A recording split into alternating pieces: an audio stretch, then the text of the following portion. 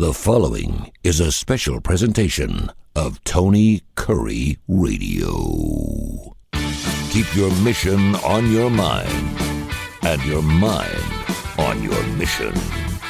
This is Mission Minded with Michael Coleman. Welcome back to another Mission Minded. Keep your mind, your mission your mind. He is adjusting his television screen so he can look really good. Michael Coleman, of course, he is the CEO of the Heart of Alabama Food Bank, does fantastic work down there, 35 counties in the great state of Alabama. We got some emails, info@TonyCurryRadio.net, info@TonyCurryRadio.net. And we'd be remiss not to mention that we're going to be starting a brand new show with the same title called Mission Minded. And it's going to have an undercurrent of Christianity in it. We're really looking forward to that coming up in March on 101.1, The Truth, which is perfect for Michael and myself. The Truth. Two guys speaking the truth. We're looking forward to that. We'll have some more details. At least the truth as we see it. Let's put it that way. Exactly. Someone told me today, like, you need to write a book. And I said, because I do have some pretty good stories, and I don't know if I'd let my kids read it. But I think the front page would have to be the stories inside this book are stories the way I remember them to be. I'm not saying they're true. I'm just saying this is the way I remember these stories. So, so if you want to call me out on it, I can't. This is the way I remember, because at the age of 60, things are starting. But the stories have embellished themselves over the years, and of course, that's what sells books. Hey, real quick. We are in the midst of this snow again thing. That's not going to really affect you guys as much down in Montgomery, Birmingham, not so much. But the northern third of the state's going to be getting hit, and of course, it goes from all the way from New Mexico to New England.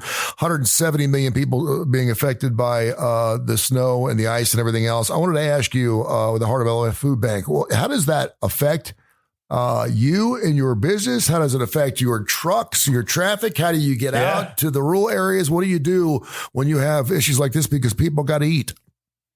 Yeah. So I will tell you right now, across the whole network. Now, I'm not involved in, we're involved in the Alabama discussions, but it's happening in every state. We start tracking it when we know the weather, getting weather advisories. We know that, power could go out. Cities might need, the water supply can get affected. There's just all sorts of things that can happen. We've had counties that call us and say, hey, flooding has caused this problem. We don't have any fresh water in the county. So we'll take truckloads of water to any kind of emergency response that we need to.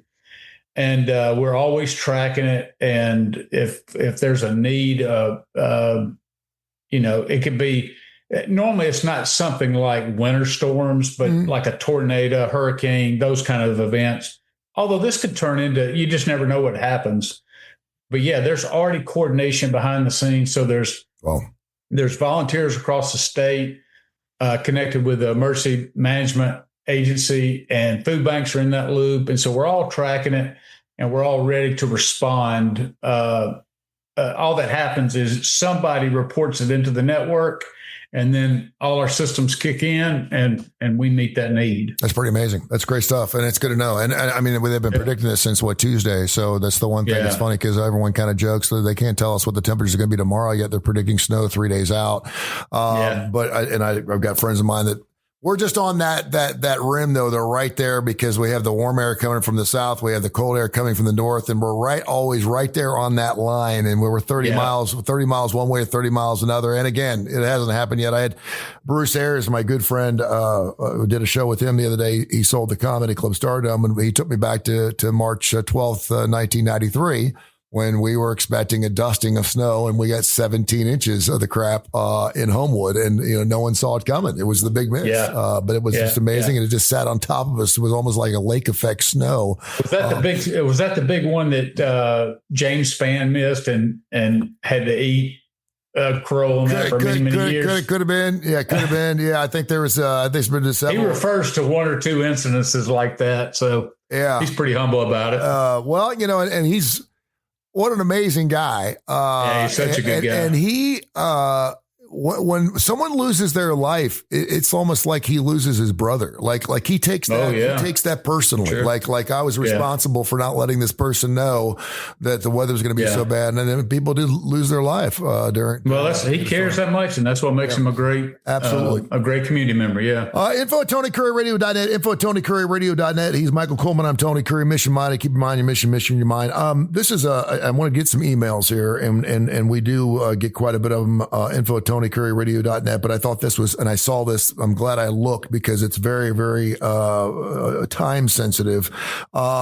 And you and I spoke about the ICE situation and some of the stuff going on up in Minnesota in our previous shows. Evidently, many people are now saying enough's enough. Hundreds, if not thousands of Minnesota businesses are taking a stand against ICE and closing their businesses today as a protest to ICE. And we've had several people say, what exactly does a protest of that magnitude and closing down businesses, what does that do to further a cause in this particular case of obviously people that don't like to have ICE people in their streets? What does it do to close everything down? Yeah. So to me, it's when I look at it, it will. So what I saw on the news was it's mostly a Somali business, but others, I think they're inviting other businesses in the community to join. And to me, when a business shuts down, then they're not generating sales tax revenue that's going to go to their county, their state, and their local officials. So it is a way. And now, of course, it hurts the business owner. But some people may say, while I do not agree in this particular issue that ICE is the bad person here,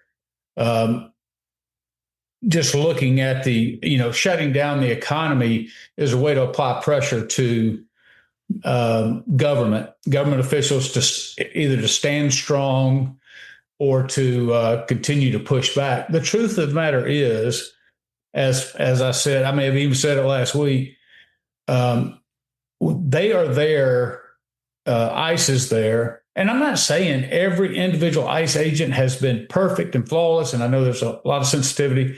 The reality is Minneapolis is a sanctuary city, and as a result, they are not following federal law. Federal law says they're supposed to report when people come into their court systems and everything else, but they have had people who have molested children, people who've committed murder, armed robbery, any offense you can come up with, sexual molestation, rape. They have not cooperated and released them back into their own communities, which doesn't make sense. But they are not following because they just declared. Just like, it's against the law to smoke marijuana. It's a federal crime. Yeah. But states just all of a sudden said, well, we're declaring it legal. So the problem is now with all these, you have illegals, such as in a lot of these blue states, that are getting their hospital care, and Medicaid dollars pay for that. So they're not signing up people for Medicare directly as an illegal. But what happens is they're funding hospitals with Medicare dollars to take indigent people, Medicaid, I said Medicare, Medicaid dollars. And so it's an indirect way. Well, then you also see abuses in the system, such has been very clear. With a lot of illegals in the Somali community are getting millions of dollars. They are offering free education. Virginia's governor just restated this, like we're gonna support our undocumented workers, and I'm directing that no longer will our local people support federal officers. So they're pitting officers against each other, or federal. And the reality is our nation is founded on the rule of law, and the rule of law is the federal government overrides any state law, period. You cannot. So this whole thing about we're establishing it. And so the Somali community, which is sizable, in Minneapolis. And what businesses they have, they are putting pressure on the government to stand up. But you have to ask yourself, why? What is the righteous indignation about? Well, for years, for up to a decade, they've been siphoning funds into that community and to the tune of billions of dollars over that time. Although it appears that their attorney general is aware of it, their governor's aware of it, the mayor's aware of it, but they have allowed it to happen. And so they don't want people in their communities taking people out. They don't want to light shown on their operations, but it's happening. And the truth of the matter is, you have people on this particular issue who are just completely at odds and are pitting people against each other, and they're endangering our to me, our ICE agents. Again, I'm not even talking about the shooting with the ICE agent, but I'm talking about the danger that it's over 1,000% of attacks and assaults on ICE officers by these protesters.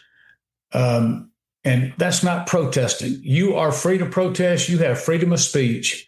It's a federal crime to interfere with a government police action.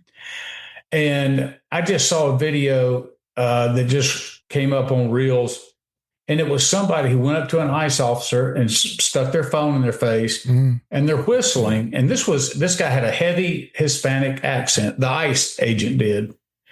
And he goes, ma'am, I'm going to say this one time. I can't do it in a Hispanic accent, and she's like, I can't understand you. You're speaking Spanish. He said, no, ma'am.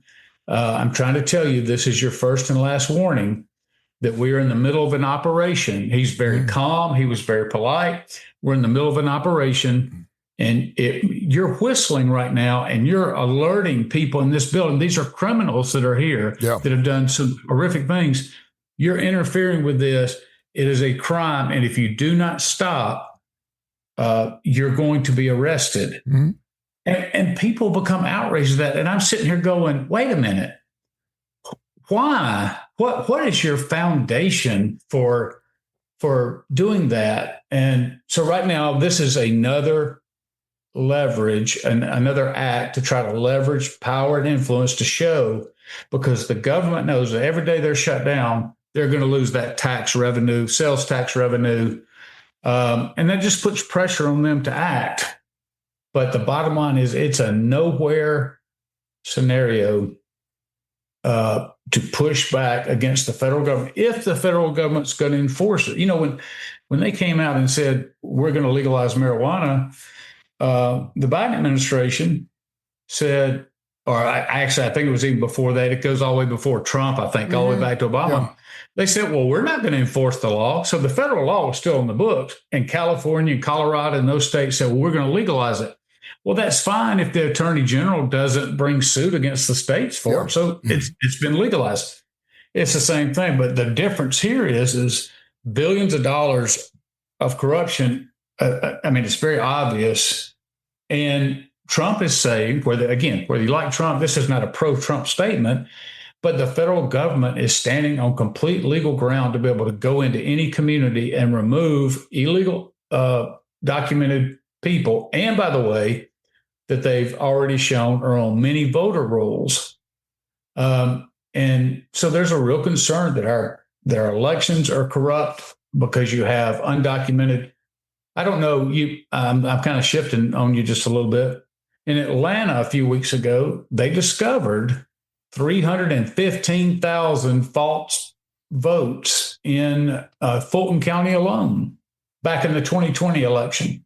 You know, Biden got 81 million votes, which was 15 million more than anybody's ever gotten before. Yeah.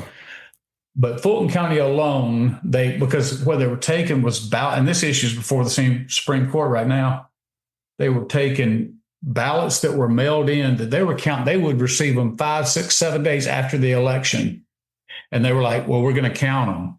And now they've gone back and it's over 300,000 votes that should not have been counted just in Fulton County alone, Atlanta. So said all that to say, I don't understand. I mean, I do understand what they're trying to accomplish. I don't think what they're trying to do follows the rule of law, and I think continued action that is going to continue to pit agents and federal officials against state officials. I'll say this, and you'll take your emails, info@TonyCurryRadio.net. I'm glad that ICE isn't here.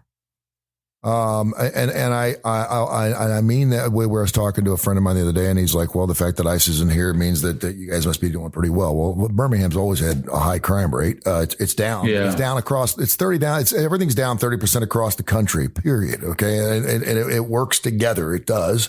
And that's wonderful news. I have 2 children who are Latino. Yeah.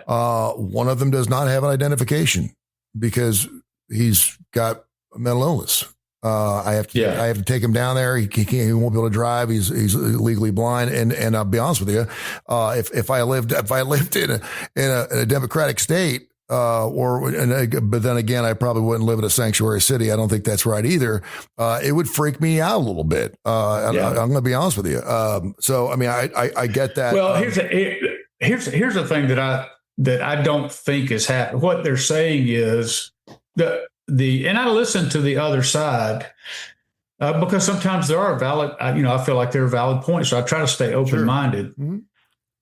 But what ICE has done is, because they've said, well, you said you were going after the criminals, and now you're getting people that aren't criminals. You're getting people who are just illegal. And that's, they try to make a distinction. They try to say, well, that's a civil offense, not a criminal offense. Absolutely not true. It is a federal law that's being violated to come in our country undocumented. But that's not the point. The point is Tom Coleman has said repeatedly that they go into areas looking specifically for people who are criminals. Mm-hmm. Now, sometimes, and have warrants and whatever. So they go in and they get that. Now, if they're in there and there's 3 other people in that room, and they're undocumented, where they don't have a warrant, but they're going to be picked up as well. Sure, yeah. But they're not just going house to house. Like, your child would never be left alone out in public. Sure. It would always be with you. Mm-hmm. So that scenario wouldn't be a realistic scenario that ICE is going to interfere with your son. Yeah. Because he's not going to be off with a group of criminals. He's going to be with somebody who can clearly identify him, and you have adoption paperwork and everything else. Yep. So I wouldn't be blowing a whistle either. Yeah, exactly. You're not going out protesting and provoking those kind of actions. I work. I have things to do. I have a family to feed, and I have a job, and I have to make money. I wish I had 12 hours a day to go blow a whistle in some dude's face all day long. Right. It must be a pretty good paying job, is what that is. info@TonyCurryRadio.net. info@TonyCurryRadio.net. Interesting email here from Ralph in Montgomery, down your neck of the woods. Ralph says, I started my own business when I was 18 years old. I'm 53 now. I'm ready to retire. It's a mom and pop. It's a pharmaceutical company. I have 2 beautiful children. One's 23 and one's 24. And I wish them the best. But I do not want to leave my company to my children. He's like, I've made a good living. I've worked my ass off. I want to sell it and I want to use the money for myself. And he's like, there is this underwriting current through our family right now that our children think, since I'm going to retire, that they're going to be left either the business itself to run the business. And I don't know what these 23 and 24-year-olds, I'm thinking they must already have a job unless they're still living in the basement. He said, but I do not want to leave my business. First of all, they can't run the business, but so I guess he's asking, what should we do as parents? I get it. There's some things where, some people get in the business. My dad had a newspaper business, and if I wanted to run that business, he probably wouldn't have let me do it because he knew that I was beyond that. I could do something better than that. He's like, you're not driving a truck for a living. I won't allow that. I know you're better than that. But it was something my dad had to do. And he did it for 40 years, and he took care of his family doing it. But But yeah, I could certainly see, unless that 23 or 24-year-old is actually, and that's as far as the email goes. So I don't know what the specifics what circumstances are. But I mean, are they working at the pharmacy? I mean, have they been part of the business before? I don't know these things. I would think that if your children were working in a family business, but let's back it up a little bit. Let's say you do have a business and you can hire some people and you do want to try to keep it in the family. Some kids want to work for mom and pops. Some kids don't want to work for mom and pops. Some kids don't have a say in the action. They're working for mom and pops. It is, but talk a little bit about that. And thank goodness he's obviously done well enough that he can retire. Well, and I think what he's saying is first of all, they're not capable of running the business. Yeah, that's what it sounds like. And then so the idea is, okay, so the business, he's worked his tail off for 35, 40 years. Mm-hmm. So he's saying, I've built up equity in this company. And of course, you could just end it. But if it's got value, he's going to sell it. And whatever that brings in, the question then becomes, what obligation does he have to his children? And, I have a couple of thoughts on this. And that is, we live in it's a middle class value, if you will. I've seen it way more than not, where people go, I've got to make sure that I, save plenty to give to my kids and all that. And it's kind of a norm in the middle upper class and wealth class that you're able to, when you pass away, you're able to pass assets down and continue building wealth for your family. Mm-hmm. And I've seen people spend their whole life doing without, don't do anything because they're so worried about, leaving every penny to their child. The truth of the matter is that there is no ethical obligation. So if I were sitting here talking to Ray, I said, Ray, you do not have an ethical obligation to leave your children one dime, because you've raised them, and like you said, they're adults now. They should be self-sufficient. Now, is it nice? My plan is, if I have anything, I want to give my kids stuff while I'm still alive. I want to die without a dime left. So I want to be able to make an impact and enjoy that with them and do something.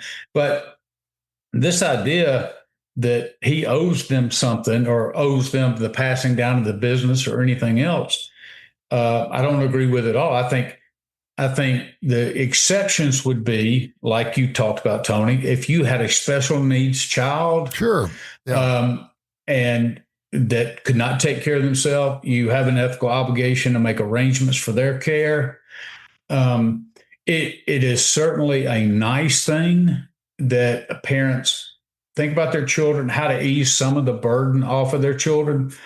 And I'll just kind of throw this in. I've seen it because I've worked with the poverty culture for so long. This is one of the things that you see in poverty versus middle class. Middle class death tends to bring, we have a life insurance, we have house ownership, those kind of things. So the equity in the house, even if the house is still you owe money on it, your parents owe money on it, they pass away, they give it to you, you can sell it, you get the equity out of it. And so that's the norm in the middle class. The poverty class is lots of times it just adds burden. Death adds financial burden.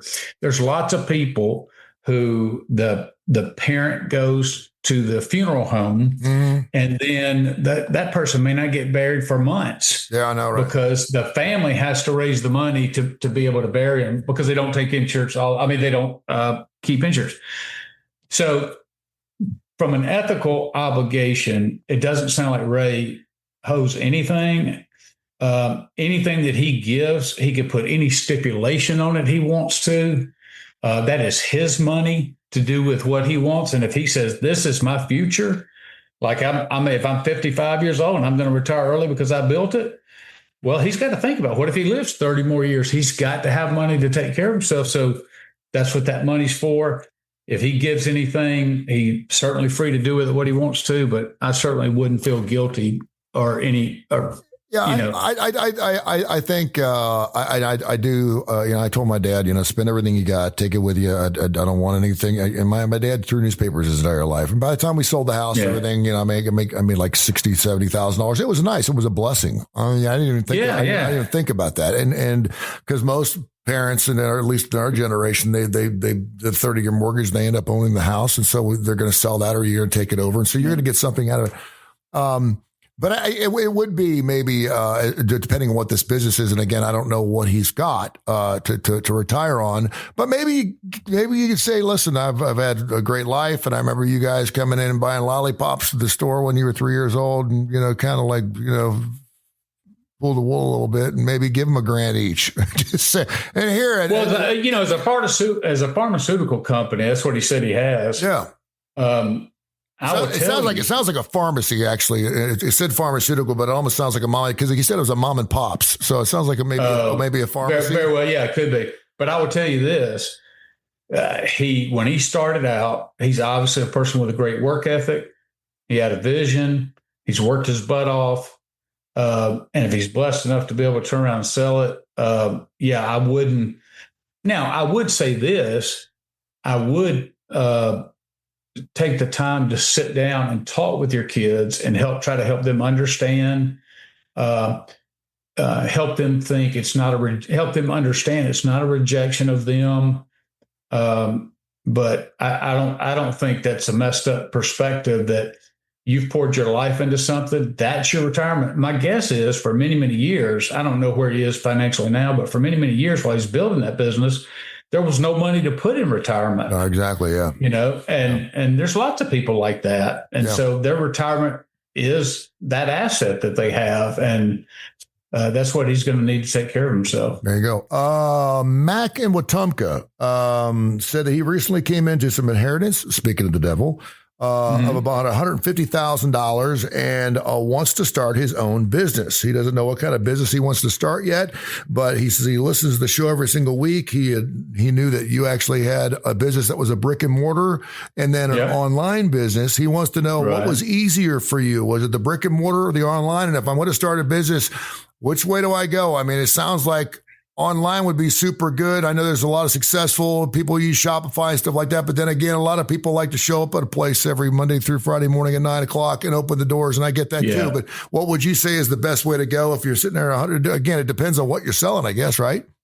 Yeah. I mean, there's absolutely some things that can't be done online. So if you're doing a service, I'm just going to make this up. Let's say you're going to open up a tire center. Okay. You're going to have where people come in, fix cars, whatever. But with us, we had it was a retail boutique, and COVID shut that down because we couldn't get the foot traffic. Now, we had already begun to transition to an online, and that's something, but that was still problematic online, because we would do shows like where we'd have people model the outfits, things like that. We try to describe it, do all that we could. And we made it work until I sold it. But it all depends on, and there's lots of factors that go into it. I think I would be so hesitant to invest a lot of money in brick and mortar. There's a lot of costs that lots of times people don't think about. So you've got insurance costs, you've got utilities. So not only when I say you've got property insurance, you've got insurance against your inventory, and you've got the liability insurance, because we live in such a litigious society that, so that's a lot of overhead right there, just like that. So I would recommend, if you have the ability, is to do it online, because you have all sorts of flexibility. You take advantage of all the channels that have already been built, like the Shopify. But I'll also say this: if you are not somebody who is good on the internet, then you have to build in the fact that I've got to have somebody who can run this for me and do so effectively, because it's so hard to even get your feet in, get it going, to get your solid footing is what I'm trying to say. And if you have somebody that is running I'm just going to say a clothing store, you're going to have customers that comment. You're going to have customers with questions. You're going to have orders that have to be boxed and shipped out. And that's all a timeliness issue. That's a customer service ability, but also the technology when there's problems. You got to have somebody that can do that. And if he can do that and has those abilities, I'd say yes, absolutely, because you're the one. It's your baby when you start a business. You're the one who's passionate about it. You're the one who has a vision for it, and so you need to be as involved as possible. But don't try to do something online if that's not your skill set, unless you can hire somebody to come in and do it, because you will turn your customer base off. Yeah. Because nowadays, when we're used to Amazon, couple of clicks, if it's cumbersome or we don't have good customer service, we just won't go back. Yeah. And he won't be able to build his brand. And, home-based businesses obviously are a lot different now than they were 20 years ago. You didn't have a lot of home-based businesses, people selling stuff out of their garage. So that's another way to look at it too. If you do something online, create your business from your home, and then you get to write off a third of your house or your electricity or whatever. You can actually work at an office, out of if you want to utilize an office instead of a brick and mortar. And I would tell you with Shopify, and I'm using Shopify, there's others, but when I was using Shopify, it allows you to add sales channels to your products. So you could do Facebook Marketplace. You could do Amazon, sell items, Amazon, and all these others. And so what happens is you're putting stuff on your website and it's going out nationwide. I mean, we had people who were ordering from us clothing that were from Nebraska, and just all over the United States. Now, so you can't do that with a brick and mortar. You've got to do an assessment and go, okay, whatever's going to be in my brick and mortar has to serve this community. Mm-hmm. So does this community have a need for what I'm selling to the point that I can sell enough volume that I can pay all the overhead that goes with brick and mortar? And lots of times that's tough to do. You might have a good product, but it may not be the right location. You may not have the people to be able to sell the volume. $150,000 in a brick and mortar doesn't sound like a whole lot either. I mean, particularly if you're even if you're going to do a franchise like with Jersey Mike's or something like that, they're going to ask you to have a couple $100,000 just in liquidity and capital just to get started. I'm not saying they're buying into a franchise, but if this guy wanted to buy I saw something, Nathan's Hot Dogs. Did you hear what happened yesterday? Nathan's Hot Dogs was built in 1895, I think it was, from a gentleman named Nathan. I forget his last name. It was sold yesterday for it to a Chinese company? I believe it was $450 million. And I'm thinking to myself, man, if that's not the American dream, I mean, you started out as a hot dog stand. A hot dog stand, right. and then you go to having your business on boardwalk, and you're still slathering hot dogs with mustard all damn long. Right, I mean, this is beyond a Sneaky Pete's. And next thing you know, you're selling your hot dogs in stores and said $450 million. That is the way you run a business. That's pretty good stuff. That's the beauty of America. If you have a dream and you work hard, and that's what can happen. Working hard's the one part. There's no shortcuts, and everyone's wanting to work the least amount to get the most out. I'm telling you, I'm here to tell you, because I've been doing it the last 4 or 5 years, man. The harder you work, the more it comes out. You want to take some time. Oh, it's great having your own business. Yeah, well, you ain't going to be eating but peanut butter jelly sandwiches for the next month if you decide to go on vacation. So knock yourself out. Right. Mission Minded. To keep in mind, your mission, your mind, coming soon, of course, to 101.1 The Truth. We'll promote that, and we'll have websites up, and we all kinds of stuff. It's super exciting. I can't wait to get this thing off the ground with you. It's just it's off the ground. We're already flying, but we're just taking it to new heights, and it's super exciting. Some great stuff. Yeah. Bite is next right here on Tony Kurre Radio. This has been a special presentation of Tony Kurre Radio.